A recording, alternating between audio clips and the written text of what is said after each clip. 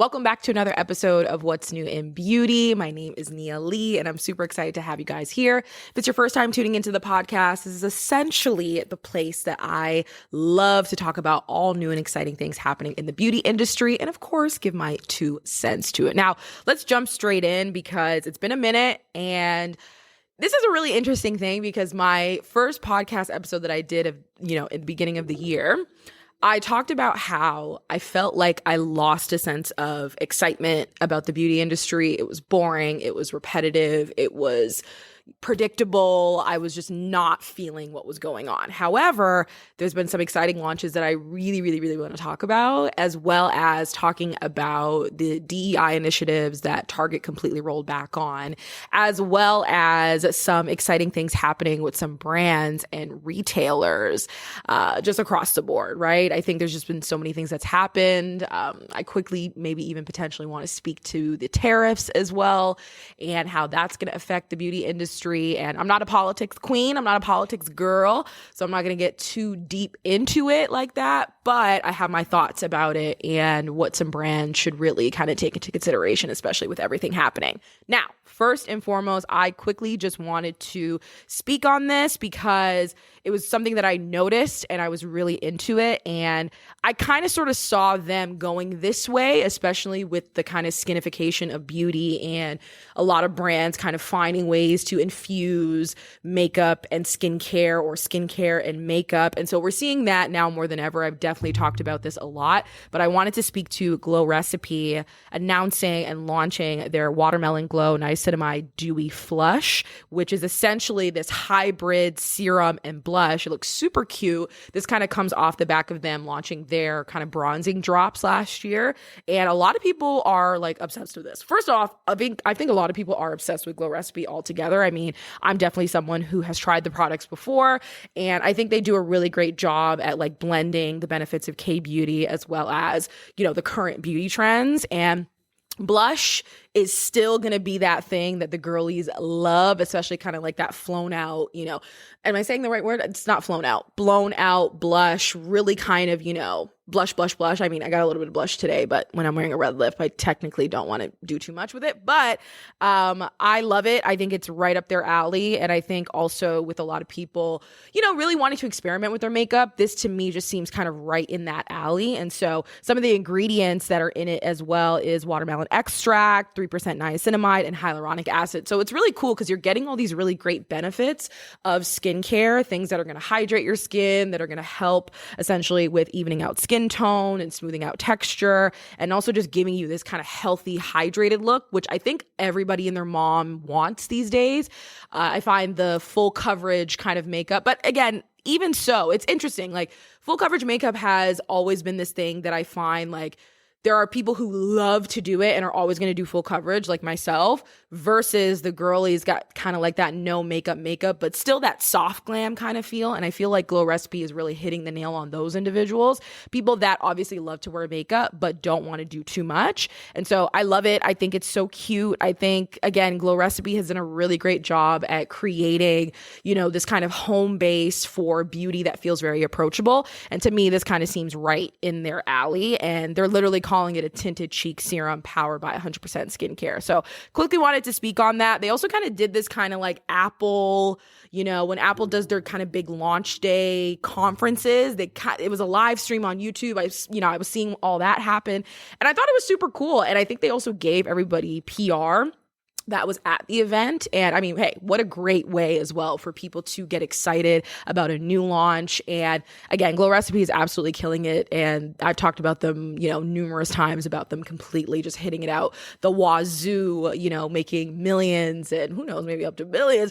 And to me, it's just right up their alley with, again, making beauty approachable, making it fun, and kind of getting us back to, wanting makeup that feels very, good for your skin, as well as, I have this kind of blown out, makeup. And again, blush is so, I feel like blush used to be a thing that a lot of people were kind of like, I don't know if I should do it. But I think over time, and even with like Rhode, and I'm going to definitely talk about Rhode and their new lip liners, but I just think also people want, like, today everybody kind of wants to like look like they're wearing makeup, but also not. And it's weird. It's like you're all the layers that you're putting on still are makeup, but also let's make it good for our skin at the same time, right? Or if I'm going to be caking on, a lot of blush or, mascara or lip and all that, like I still want the products to feel good. So shout out to Glow Recipe. I love it. And I'm excited to see what more makeup they essentially are going to launch. I remember I spoke about, or maybe I saw that they launched a primer last year, and I was like, ooh, this is really interesting. This lets me know that that's kind of where they're going. And then, of course, the bronzing drops that they had that did exceptionally well. And am I calling it the right thing? Let me just double check. The watermelon. Oh, yeah, it's called Sun Glow. Yeah. Niacinamide Hue Drops and Sun Glow. Okay, very cool. I love it. And I think they make skincare and makeup incredibly approachable. So shout out to Glow Recipe. Also wanted to talk about Rhode and Miss Hailey Bieber launching lip liners that essentially had the internet in a bit of a chokehold. So they're called the Peptide Lip Shape, and essentially they're calling it the new essential for contoured lips. Now, I talked about Hailey Bieber and the whole brownie glazed lips controversy, or glazed brownie lips, or however you want to call it, and a little bit of appropriation that way, and how we should kind of get back to gatekeeping, which I'm still standing on. But I have to admit, like, I spoke about this. I didn't talk about it on the podcast, but I did a video last year, or maybe the year before, talking about how, the minute Rhode decides to go all in on makeup, it's going to completely like change the trajectory of their business. And the business was already doing really well. Like, I just saw recently as well too that they made $90 million in I don't think all of 2024, but I think it was in a month. And I was shocked, but I also wasn't, because I'm constantly just interested in how much people love Rhode, especially because I'm also in the comment section a lot of the times, and I see a lot of people complain about customer service. I see a lot of people complain about, them not getting their packages and da-da-da-da-da, but there's still such a visceral reaction that people have to Rhode and Hailey Bieber, and like the pandemonium is crazy. And so the Peptide Lip Shape is their newest product that they launched in the makeup category. Of course, they launched their other lip serums that had tints in them as well that did really well. Again, I spoke about this in the phone cases and how everyone was obsessed with it. So with this, they're essentially saying this combines a soft focus color and high performance skincare. Again, the skinification of beauty, merging of the two, to essentially give your lips dimension, and it's creamier and more effortless than a lip liner. And what's really cool about it is it does kind of, honestly, if I'm going to keep it 100, it looks like a crayon that you would kind of get from like, a lot of brands, instead of having lip liners, they would probably have a crayon, or like kind of what you would see for like a eyeshadow crayon or something in that kind of space. But this is particularly for your lips, which I think is really, interesting. And again, to me, like, this was definitely in the right direction, especially, being in the lip category and people being obsessed with the lip glosses and the lip serums that Rhode has. And I think, again, this pairs perfectly with that as well too. And so it comes in 11 shades, and they, of course, tapped Miss Tate McRae for the campaign, which the girlies love. And I'm not going to give my pop girly insights about Tate McRae, but because, the girlies do love her, but, them trying to make her the new Britney is, a bit of a stretch. But hey, this is 2025, so I'm out the game. Y'all. I just listen to the music that I enjoy and go about my day. But outside of that, again, it seems to be, a beautiful hybrid between skincare and makeup. And I love it. I think the campaign was super cool. It kind of had like a 90s supermodel vibe as well. There's also, so it's double-sided. Of course, you got the crayon, and then you actually kind of have a smudger as well too, which I think as well, it goes with this whole, people wanting you to like look like you're wearing makeup, but not really look like you're wearing makeup. And that's just where everything is going. And I will admit, Ms. Hailey Bieber does that very well. Like, it's very obvious that she's wearing makeup, but it's almost like accentuating her quote unquote natural beauty and her natural features as well, which the girlies love. And I ain't gonna hold y'all. I have to keep it a buck. I went on the site because I was almost going to buy this. And like, I only really wanted to buy it for research purposes, y'all. But then I was just thinking to myself, I literally have lip liners at home that I don't use regularly. And MAC Cork is my go-to lip liner. And I was like, am I going to go and buy Hailey Bieber's Peptide Lip Shape? And I don't like, my Cork lip liner hasn't even like fully been used. I'm like, nah, like, no, like they almost got me, and it's not cheap at all.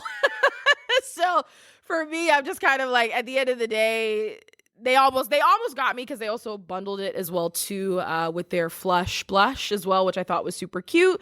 But you know, again, the girlies are obsessed, and I think it's just also really cool how, you know, we see now more of a push for makeup, as well as wanted to quickly speak on the news of Rhode actually launching in Sephora, which everybody and their mom was speculating where Rhode was going to launch. I think this is perfect for them. I think Sephora, outside of the Targets and the Ultas and the Credos and the Detail and all these other companies as well too that people love, I find Sephora still has that stamp of, you know, if you're in Sephora, then you're the makeup brand that the girlies are going to be obsessed with. And especially considering like the VIB program, and I'm sure there's going to be sampling. Like, I just think it just makes sense for them to be there. So when I heard the news, I was like, okay, that makes sense. The plan is for them to be there in late 2025. So I'm sure there'll be a whole rollout there. I also noticed that when Hailey Bieber was doing like her video talking about the actual peptide lip shapes, that it looked very much like a professional Sephora video. So that kind of gave me a little bit of the confirmation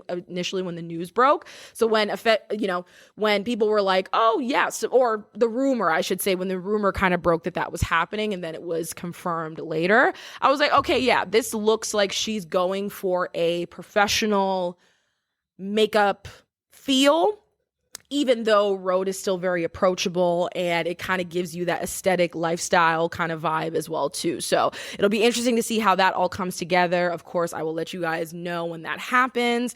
Also, just wanted to quickly speak about the Rhode mirror, which is their signature compact that you can also get to kind of couple with the Peptide Lip Shape, which again, I think is so genius, because I was seeing them put together flat lays, and I was seeing them together put like these aesthetic photos together in campaigns. And I was just like, this is why people love this brand. It's not necessarily that the product is this revolutionary thing. It's simply just because they know their audience incredibly well, and know that their audience was a cute compact mirror that they can take a selfie of or take a flat lay of, very similar to their phone cases as well. And so again, not quote unquote the most, I was going to say the most economical, but it's just, it's not cheap. Like Rhode stuff, considering everything is still D2C, like they are, like you can only get their stuff via their site right now. So the simple fact that, you know, they did make $90 million in a month, I can only, you know, especially with this launch,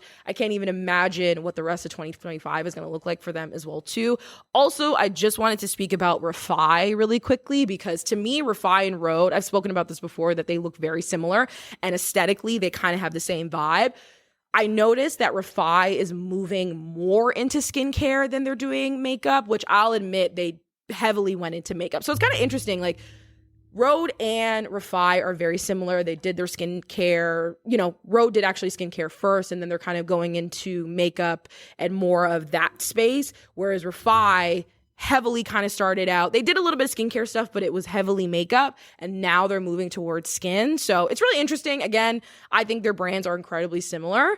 However, I do think Rhode has more of the girls in a chokehold, especially in the US. I'm sure Rhode has the girls in a chokehold in the UK as well too. So shout out to Rhode.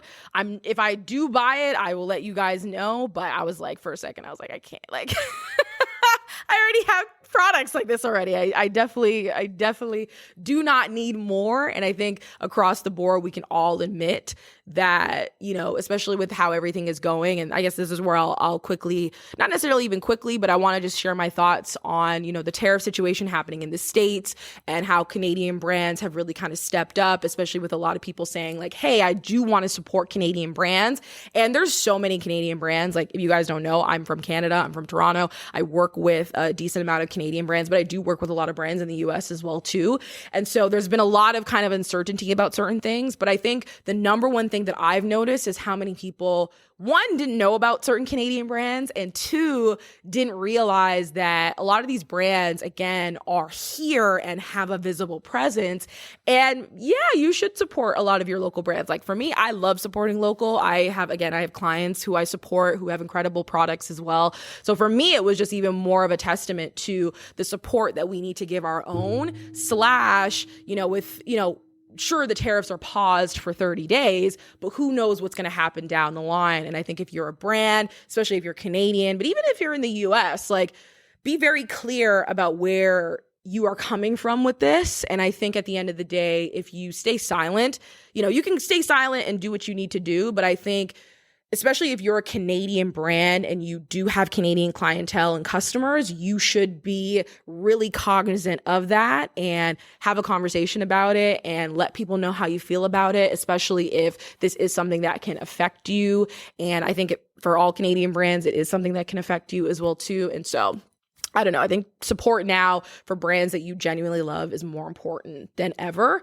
And also, just quickly off of the tariffs, just also wanted to speak to the Target rolling back their DEI initiatives and a lot of beauty brands that did speak out about this.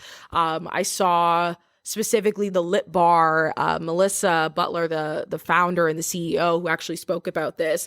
And I heard it, and of course, Tabitha Brown and her thoughts. I mean, this is kind of, a little bit of stale news, but I did want to speak on it because I think at the end of the day, the biggest thing was that a lot of people were upset and a lot of people were like, I'm not going to shop at Target anymore. And a lot of these founders were kind of like, well, wait a minute, we are in contracts with Target, not just one Target, multiple Targets, right? And so with a lot of people saying I'm going to boycott and I'm going to not support and X, Y, and Z, I personally felt like the responses from the founders were, one, maybe a little too sudden, / might have come off a little bit out of touch, because if people are saying, okay, we won't buy from you guys in Target anymore, but we'll support your D2C, there was still people saying, well, you still got to shop, in Target. And at the end of the day, these corporations, these retailers, these conglomerates, like, they only really care about money, like, I'm not going to sit here and sugarcoat anything. When a lot of these people were saying we are going to put forth DEI initiatives, especially in 2020 and 2021, it did feel performative, right? To me personally. But I did understand how then people, they were giving all these brands opportunities, and it put a lot of these brands into position, like the Lip Bar, like Donna's Recipe, like a bunch of brands that were able to take, part of accelerators and mentorship and X, Y, and Z.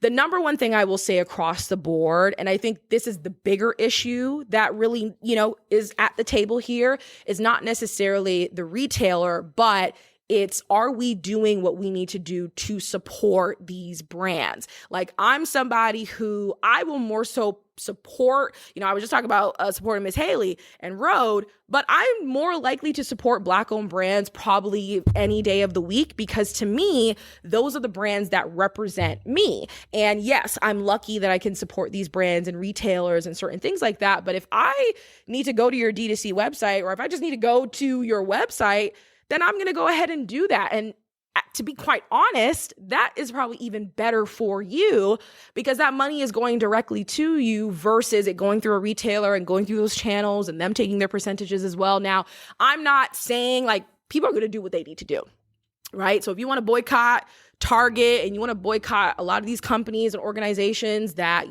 donated to Trump, or, are snatching away their DEI, that's completely your prerogative. However, just be aware at the end of the day that we should still support these brands, right? And whether you're supporting them in Target or supporting them on their website or, whatever it may be, just make sure you're showing up. Because I think that's what Melissa Butler was really kind of getting at. She was saying like, okay, fine. If we're not going to be in Target anymore, if y'all are going to boycott, cool. But are you going to support, right? And I think that's the big thing here. And I've noticed a lot of the times with Black-owned brands is that a lot of the times we can be very critical of them. You know what I mean? And the support is it really there? And I just want to quickly say this as somebody who works on the behalf of brands and, we're reaching out to people to, gift or, let them learn about the brand or partnerships or anything like that. Sometimes people be dubbing, sometimes people just don't even respond. And it's unfortunate because, I think sometimes when you're leading with the Black-owned brand narrative or title, sometimes it can be a little bit of a hindrance to you. I think being a Black-owned brand is the extra cherry on top. I think you should have great product, which a lot of these brands do. So, yes, they have the visibility from these retailers and from these initiatives. But I think the main thing that we need to have a conversation about is the fact that y'all do not support these brands fully, and you need to change that, especially by supporting them on their website and X, Y, and Z. So quickly just wanted to put that out there and let you guys know my thoughts on, politics and finances and retailers because, I'll be honest, it's 2025. Do I think a brand needs to be in retail in order to have a certain level of success? No, I don't. Again, going back to Rhode. Now, mind you, it's a little bit of a different situation, but you don't need to, right? There are other channels and there's other avenues to do it. And so, yes, sometimes it does mean that you're going to probably work 10 times harder if you're already not, right? If you're already you're already most likely working way more harder than majority of the brands that are out there. But brands like the Lip Bar have incredible products and people love them. And they were on Dragon's Den and they had their whole thing there. So outside of the fact that they're in Target and did a really great, has a really great partnership with Target, is in there and whatnot, I think amplified them even further. But I think today, I'll use an example of like kind of the music industry, right? I think today a Lip Bar doesn't need a Target to be successful, truthfully, today, right? I'm not saying they need to completely pull out, but I don't think they absolutely need it if people are down to support, right? Going back to the music industry, just super quick. It's like when an artist is with a label and they're super duper successful with the label, right? And yes, the label is pushing buttons and doing what it is that they need to do. But if you get to a point where, yes, your music is great, everything is aligned, then you should get to the point where you can go independent and do your own thing and know that you built a fan base of people that are going to support you. You know what I mean? And so that's, you shouldn't feel like you need the label. For beauty brands, you shouldn't feel like you need the retailer because retailers are going to do what retailers are going to do, and they are going to do what's in the best interest of them. So for some of them, it's rolling back our DEI initiatives, right? It is, kicking some brands out if, we're finding, we just don't need all this quote unquote representation like we did before, right? And I'm not saying that's happened to any brands as of yet, but I think it's 2025, and I think you need to be strategic about everything. Founders, you need to be strategic about where you are choosing to have your products, where you're choosing to be visible. Consumers, clients, customers, y'all got to be vigilant and keep your head on a swivel and be aware that, at the end of the day, retailers and conglomerates and companies and organizations are always going to do what's in the best interest of them and money. So the only way that you can really kind of sometimes enact change in this capitalistic society that we're in is using your dollars to do so. So I'm going to get off my pulpit and, close us out with talking about, which I think is some of the most exciting news in the world of beauty, is Miss Pat McGrath. Mother Pat. What would we do without Pat McGrath, y'all? Like, what would we do without Pat McGrath? So we all know, I spoke about this on the podcast, Pat McGrath having her iconic glass skin at the Maison Margiela show last year and how everybody and their mom was obsessed with the look. She officially came out with the product. It is called Skin Fetish GLASS 001 or 1 Artistry Mask, and essentially this is the Margiela inspired glow, and it gives hydration, radiance. It's just so beautiful, honestly. My biggest thing that I saw a lot of people kind of getting on was that it's a year too late, and a lot of people were in the comment kind of section saying, listen, y'all, it takes a long time to formulate a product. You can't just put something out right away. And I also think Pat McGrath, who's been a legend, doesn't need to abide by trends just because that's what you think is relevant. Like, Pat McGrath is going to do what Pat McGrath is going to do. And the rollout for this has been absolutely exceptional. The celebrities, the makeup artists, the people who have tried this, like, I just think it's cool. And I think it puts us back into a space of beauty being exciting again. Like, to me, I'm like, can we get back to fun, exciting things in beauty? Like, just your skin being like this porcelain, literally glass skin feel is getting people excited about beauty again. You know what I mean? And really kind of essentially like sealing it in this fun, interesting, exciting way. And I don't think it's a year too late. I think for some of y'all, you guys are showing your age a little bit / are not really familiar what it takes to create a product from scratch and then, you know, put it into development and make sure the packaging is right and testing and all these other elements to it as well. So I love it. I think it's genius. I think it is perfect. I'm obsessed also with Nam Vo. I saw she do a tutorial and a demo with Miss Pat and, you know, the queen, Dewy Dumpling, Mother Dumpling, I should say. She looks stunning. She looks great. I'm just watching a video of them as well too. And it just, to me, it is just a testament that, oh my God, like exciting elements in beauty is back. You know what I mean? Like we are not just clean girled out. You know what I mean? Like we can have fun with makeup as we should, because literally you can just peel it off. You can peel it off. You can wash it off. And so I love it. I love it. Glass skin. You know, let's get back to fun. Let's get back to fun in beauty, y'all. Glass One, Artistry Mask, Skin Fetish. I love the name as well. I'm obsessed. I'm obsessed. I'm obsessed. Shout out to Miss Pat. Shout out to innovation in beauty. Let's get back to that, y'all. Let's just get back to having fun in beauty, because to me, the beauty industry, like I said, has been kind of boring, kind of stale, very predictable.